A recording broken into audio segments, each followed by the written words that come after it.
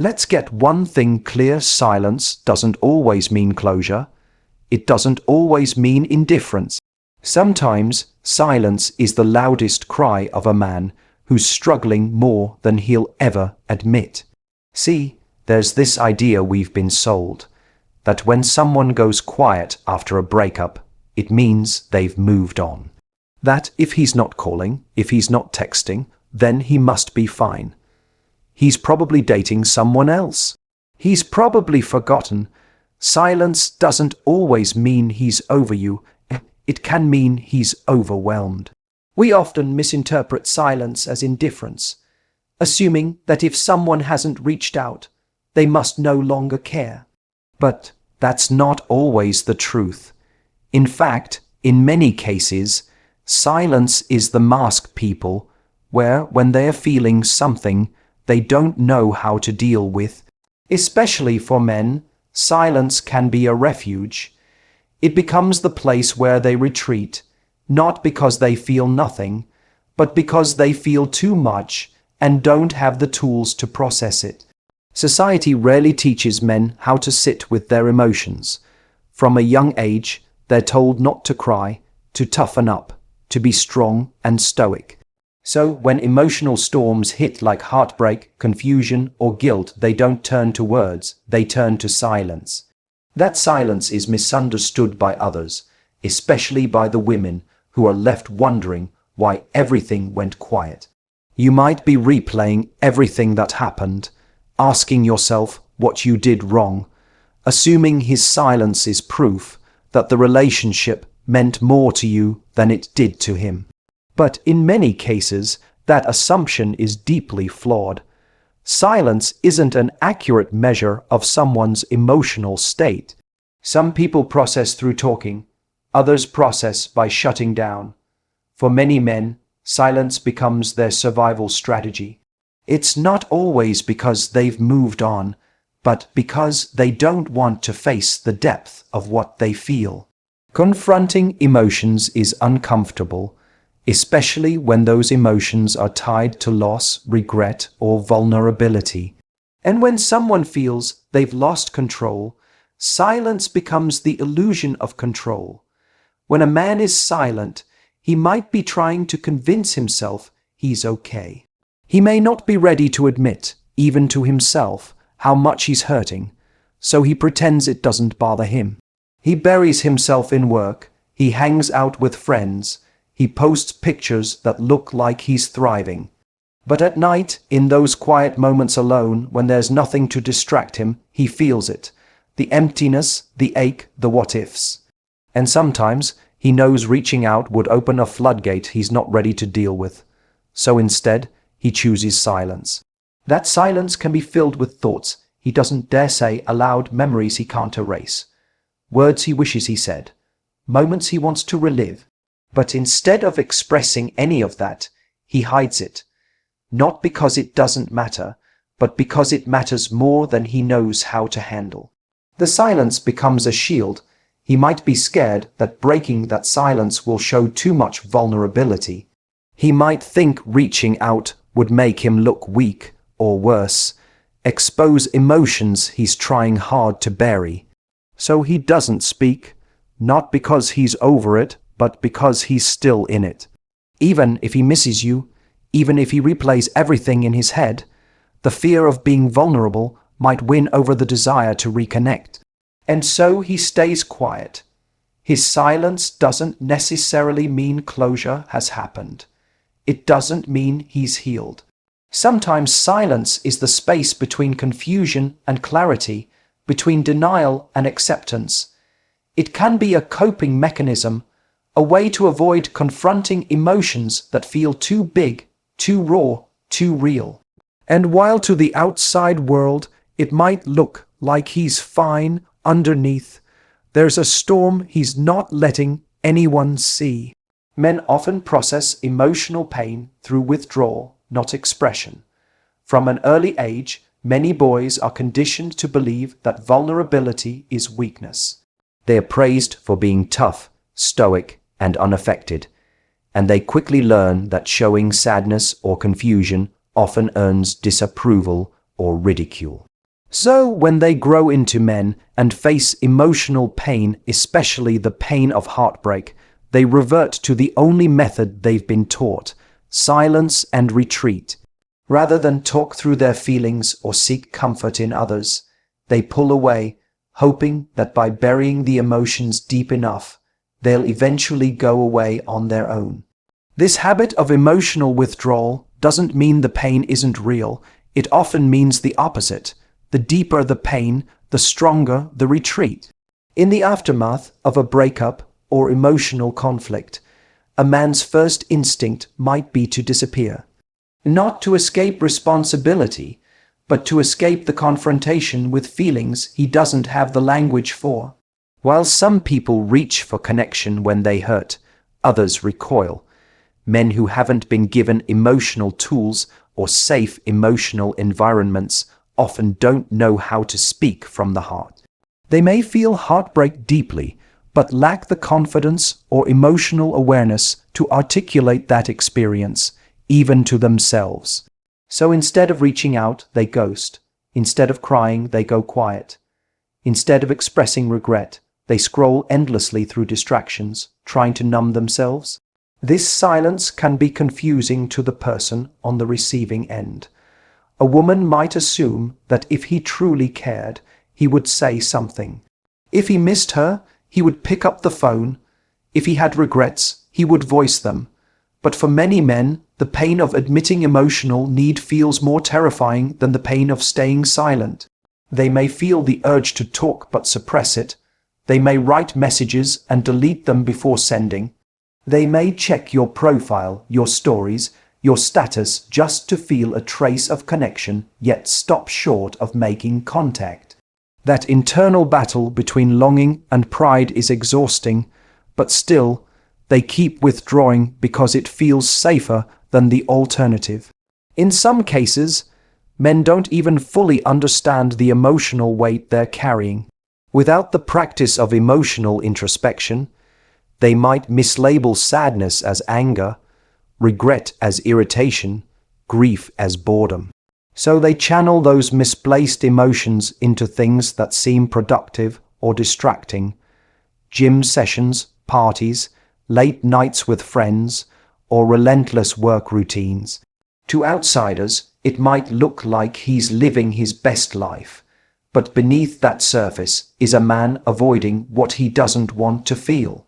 Emotional withdrawal becomes a kind of armor, protecting him from the discomfort of healing, from the discomfort of growth. This kind of withdrawal doesn't mean the relationship was meaningless. It doesn't mean he's cold or heartless. It means he's struggling in silence, not because he doesn't care, but because he doesn't know how to show he cares. And sometimes that internal confusion gets worse before it gets better. The absence of emotional expression leads to internal pressure that builds and builds until it becomes unbearable. By the time he realizes how much he suppressed, it can feel overwhelming to even begin unpacking it. So he stays stuck in that withdrawal mode, unsure of how to bridge the gap between what he feels and what he's capable of expressing. When men process pain through withdrawal, they often delay healing. Without verbalizing or sharing those feelings, they linger longer, resurfacing in ways that affect future relationships and personal peace. The pain becomes internalized, and while it might not be visible on the surface, it lingers underneath every conversation he doesn't have, every apology he doesn't offer, every chance at healing he walks away from. His silence may be rooted in pride, fear, or emotional immaturity. When a man stops communicating after a breakup or conflict, it's easy to assume he simply doesn't care. But often, that silence is a reflection of something deeper that he may not even be fully aware of. Pride can be one of the strongest forces keeping a man from reaching out. It's that internal voice that says, "Don't be the first to speak," or "She should come to you." Pride convinces him that vulnerability is weakness, and that holding back emotion is a form of control. In his mind, maintaining silence preserves dignity, even if it costs connection. He may want to talk, he may even write out a message, but pride stops his fingers from pressing send. It whispers that to express his true feelings would make him appear desperate, and so he chooses distance over depth. Fear is another powerful force that fuels silence. He might fear rejection, fear being misunderstood, or fear opening old wounds that haven't fully healed. Speaking up means confronting his own feelings, and if he hasn't processed them, that task feels overwhelming. He might be terrified of what your reaction could be. What if you've moved on? What if you don't care? What if you say something he's not ready to hear? So instead of taking the emotional risk, he avoids the conversation altogether. This avoidance doesn't come from a place of peace. It comes from insecurity, from the need to protect himself from further pain. It's not that he doesn't feel, he feels too much, and he fears being consumed by it. Emotional immaturity also plays a significant role. Not every adult has matured emotionally, and silence can be a sign that he lacks the tools to navigate complex emotions. He may not have learned how to take responsibility for his part in what happened. He might not know how to express remorse, admit he was wrong, or even understand what he's feeling in the first place. Emotional immaturity can make someone retreat not only from you, but from themselves. They avoid introspection, they numb their emotions, and they pretend everything is fine because the alternative feels too complicated. They may convince themselves that ignoring the situation will make it disappear, but all it does is delay the growth they desperately need. In many cases, these factors are tangled together: pride masking fear, fear feeding immaturity, immaturity reinforcing pride. And the result is silence, the absence of words where there should be honesty. What seems like a calm exterior is often hiding a chaotic storm of inner turmoil.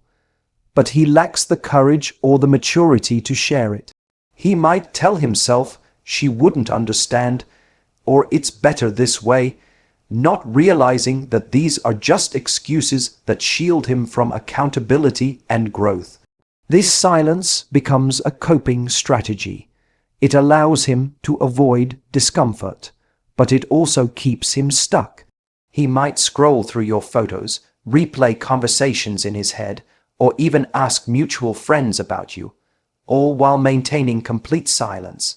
He lives in the in-between space, not moving forward, not going back, trapped in a state of emotional paralysis. Pride keeps him from reaching out, fear keeps him from facing the truth, and immaturity keeps him from learning the lessons he needs to grow. These are invisible walls that keep him silent, not because he has nothing to say, but because he doesn't know how to say it without tearing those walls down. Missing you doesn't always lead to action or reconnection. It's one of the hardest truths to accept when you're holding on to the hope that silence might be temporary, that distance might be a phase, or that someone's feelings might eventually push them to come back. But the reality is, feelings alone don't always translate into behavior. A person can miss you every day and still not call. They can think about you constantly and still stay away. The emotions might be real, but emotions without action are just thoughts floating in the background of their life. And those thoughts, as intense as they might feel in private, often get buried under fear, ego, pride, or simple inertia. When someone misses you but doesn't act on it, it's not necessarily because the feelings aren't strong. In fact, the strength of those feelings might be the very reason they stay silent.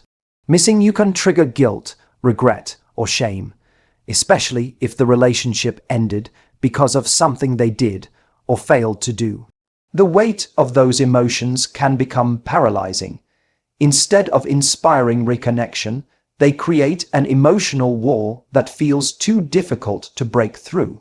Rather than facing the discomfort of accountability or vulnerability, it feels easier to stay silent and pretend that missing you isn't happening. Some people miss you, but also believe they've lost the right to reach out. Maybe they think too much time has passed. Maybe they're convinced you wouldn't welcome a message. Maybe their pride tells them they should be further along in moving on. So instead of risking rejection or reopening emotional wounds, they sit with the ache of missing you and choose not to act on it. It becomes a private mourning process, a quiet grief they carry without words. They might replay your laughter in their head, scroll through old pictures, hear a song that makes their stomach drop, but they keep all of it to themselves, hidden beneath layers of pretense and distraction. Then there are those who miss you, but still believe walking away was the right decision. They can miss the comfort, the connection, the feeling of being understood, and still convince themselves that staying apart is healthier. This is especially true when the relationship had unresolved issues or repeated patterns that made them feel stuck. Missing someone doesn't erase incompatibility. It doesn't mean everything would magically be better if you got back together. So even though the emotional pull remains, they choose to honor the reasons the relationship ended. That choice, painful as it may be, keeps them silent. Sometimes people miss you, but they're waiting for you to make the first move. They think, if she really cares, she'll reach out. They hold back, not because they don't want to reconnect, but because they're afraid of seeming vulnerable. They interpret silence as a game of emotional chicken who will flinch first. And in that waiting game, days become weeks, weeks become months, and nothing changes. Both people miss each other, but neither makes a move, trapped by pride and assumptions. There are also those who miss you, but are trying to suppress it by diving into distractions. They may surround themselves with new people, new experiences, and loud environments to drown out the silence they feel inside. They chase noise to escape your memory, but late at night, when everything quiets down, the missing creeps back in. Still, the next day, they return to the same avoidance cycle, telling themselves that doing nothing is better than facing the emotional risk of reaching out. Missing you becomes a shadow they live with present, but never addressed, never spoken about, never acted on. Your worth isn't dependent on his response or return. It's so easy to tie your value to someone else's recognition, to believe that if they don't reach out, don't apologize, don't chase after you, then somehow you weren't enough. When someone you care about goes silent, it triggers deep insecurities, old fears, and the belief that if only you were more lovable, more beautiful, more important, they would have stayed. But the truth is, someone else's inability to show up, to communicate, or to love you the way you deserve says far more about where they are in their journey than it does about your value as a person. People can only meet you as deeply as they've met themselves, and sometimes their silence is just proof that they haven't done that work, yet you could have been kind, patient, understanding, loyal, and still be met with distance. You could have poured yourself into the relationship, been there when it mattered, offered grace even when it wasn't deserved, and still be left waiting for a call that never comes. But none of that changes your worth. You are not defined by who chooses to keep you or who chooses to leave. You are not more valuable when someone loves you or less when someone forgets you. Love from another person can enhance your life, but it should never be the thing that validates your existence. Too often we measure our self-esteem by the attention we get from someone else. If they message us, we feel high. If they don't, we feel rejected. If they compliment us, we glow. If they ignore us, we shrink. This emotional roller coaster is exhausting and dangerous because it means our happiness is always in someone else's hands. Real power comes from detaching your identity from someone else's opinion of you. It comes from realizing that your value existed long before they noticed you, and it will remain long after they stop showing up when someone pulls away. It's natural to want to prove yourself.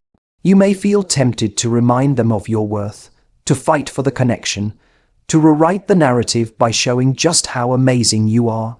But chasing validation from someone who isn't giving it freely only depletes your own self-respect. You don't need to become smaller to fit into the space they left. You don't need to stay in emotional limbo, waiting for someone to finally realize what they lost. Your healing, your growth, your next chapter cannot be delayed because someone else is still silent. You are allowed to miss someone and still walk away. You are allowed to feel the pain of their absence and still honor your dignity. Just because someone doesn't choose you again doesn't mean you're not worth choosing. Some people are too emotionally unavailable to see your value clearly. Some are too wrapped up in their own wounds to offer love with maturity and depth. Their silence is not proof that you're not enough. It's just a reflection of their limitations, their strength in knowing your own worth without needing it echoed back to you. There's a quiet power in not chasing someone who's uncertain, not shrinking when someone forgets how to appreciate you. The relationship you have with yourself will always be the foundation of the relationships you have with others. When you begin to see yourself as worthy, whole, and complete regardless of who comes or goes, you begin to attract people who see you the same way. You begin to make decisions from a place of love instead of fear, from confidence instead of desperation, from clarity instead of confusion. You stop needing someone else to complete the story because you realize you were never missing anything in the first place. Healing begins when you stop waiting and start choosing yourself. It's natural to hold on after someone walks away, to keep the door open just a little, to wait for a message, a sign, anything that says they're thinking of you too. That waiting becomes a quiet routine, checking your phone more often than you'd like to admit, scrolling through memories, rereading old conversations, telling yourself maybe, just maybe, they'll realize what they lost. But healing doesn't live in the space of maybe. Healing lives in the space of decision, of drawing a line between what happened and what you will allow to happen next. The moment you decide to choose yourself over the waiting, over the wishing, is the moment your healing truly begins. Choosing yourself doesn't mean you never cared.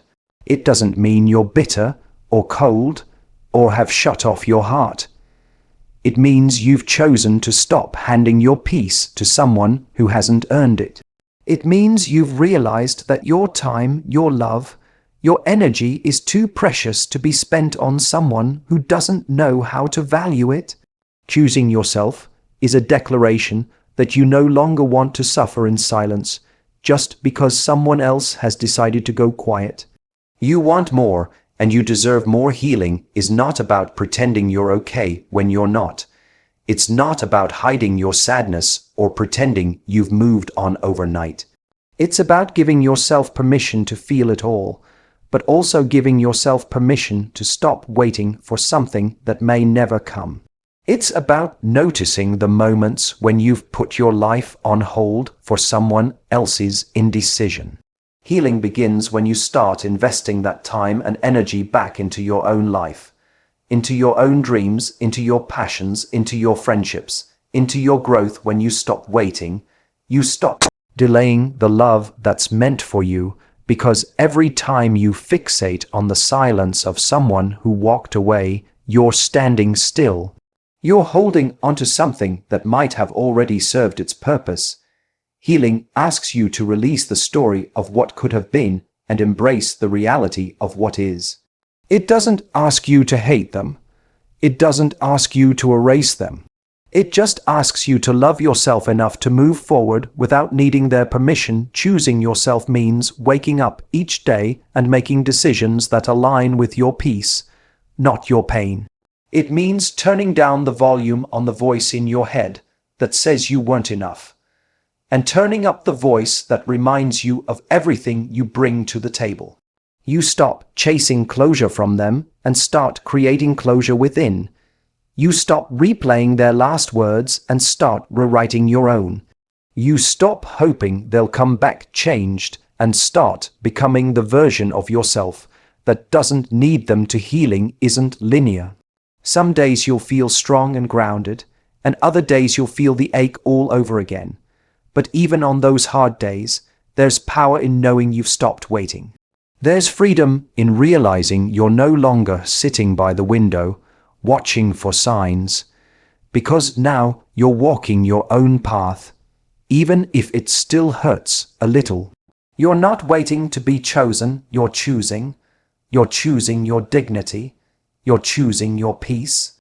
You're choosing to believe that what's meant for you will find you without having to beg, chase, or suffer in silence. When you choose yourself, you break the cycle. You stop living in the past and start creating a future. You begin to understand that healing isn't about erasing love, it's about learning to love yourself more deeply because of what you went through. It's about building a life that feels like home to you, so that whether someone comes back or not, you're still whole, still strong, still moving forward with purpose and grace. The silence you're experiencing isn't always a sign that he's over you. It's often a mirror reflecting his own inner struggles, fears, and emotional limitations. But no matter what he feels, hides, avoids, or regrets, your healing cannot depend on his ability to speak. It cannot wait for his apology, his clarity, or his return. Because the most powerful truth is this: you are not defined by someone else's silence. You are defined by how you rise from it. When you stop waiting and start choosing yourself, your peace, your growth, your worth, you shift the story. You turn pain into power and heartbreak into healing. His silence may speak volumes, but your response to it is what writes the next chapter. And that chapter is yours, not his.